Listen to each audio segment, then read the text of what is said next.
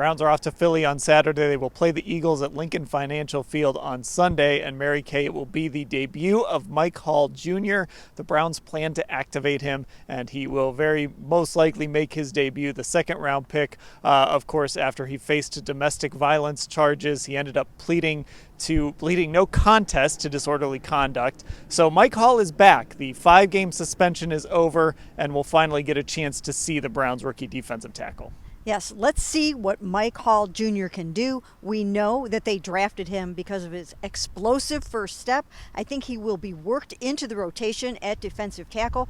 We asked Myles Garrett about him today, and he's tried to kind of help take Mike Hall under his wing a little bit. All of these guys really have, trying to help him become the professional that he needs to be and the football player he needs to be. So let's see what he can do on Sunday. Yeah, and he mentioned today that he's doing everything he's supposed to do. He's just been doing it by himself. So from a football shape standpoint, from the ability to get on the field and play, Ashley, Mike Hall should be pretty close to ready to go. I know he said that, but I am curious just because he is a rookie, and I think it is different, and we see it all the time. Even when guys don't have to miss games early in their career, even if they just miss a chunk of training camp, it can really impact them. So this Eagles offensive line looks a bit different on the interior this year, obviously with Jason Kelce retiring there.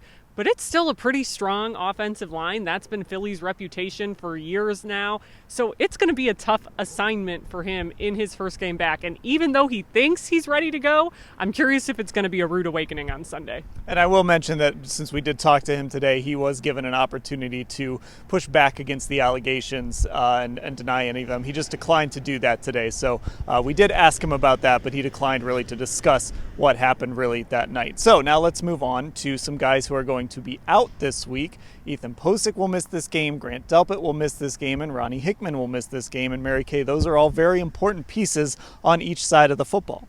They really are. Let's start with Ehtan Pocic, because we know that those Philadelphia Eagles have two really good defensive tackles, and so now the Browns are going to have Nick Harris at center and maybe Michael Dunn at guard in place of Zach Zinter. That's going to be a tall order for those guys against, once again, two of the best defensive tackles in the NFL. And then you move over real quickly to those safeties. The Browns are now thin at safety.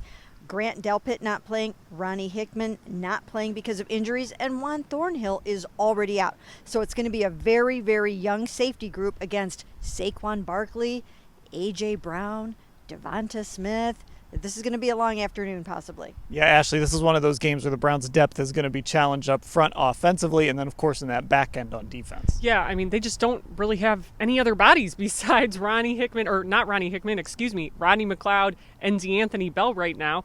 And they'll call somebody up, I assume, at this point, because we know, obviously, they like to play a lot of 5 defensive backs back there in this defensive scheme. But it's a tough ask knowing that you're getting an Eagles team that is getting 2 of their best pass catchers back this week together for the first time since week 1 in A.J. Brown and Devonta Smith. So a tough assignment again. Now, it's not all bad news on the injury front. Denzel Ward was back at practice today. That's a good sign. He is still questionable for this game, but he did practice.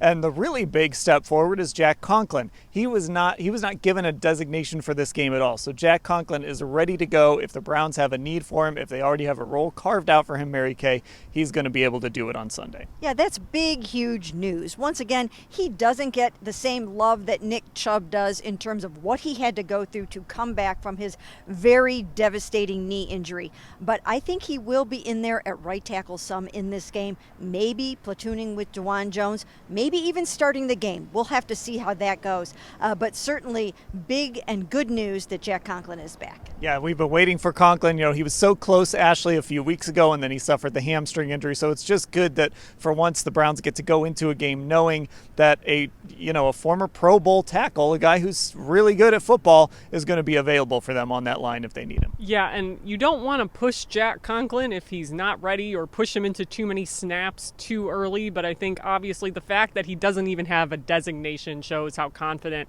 everyone feels about him returning this week. And I would use him however you have to. I mean, we've talked about Dwan Jones. I think you still saw him struggle against the Commanders. So who knows how they might use Jack Conklin, but I think play him however much you can right now because your O-line needs all the help it can get. Now you're probably sitting out there saying, what about Nick Chubb?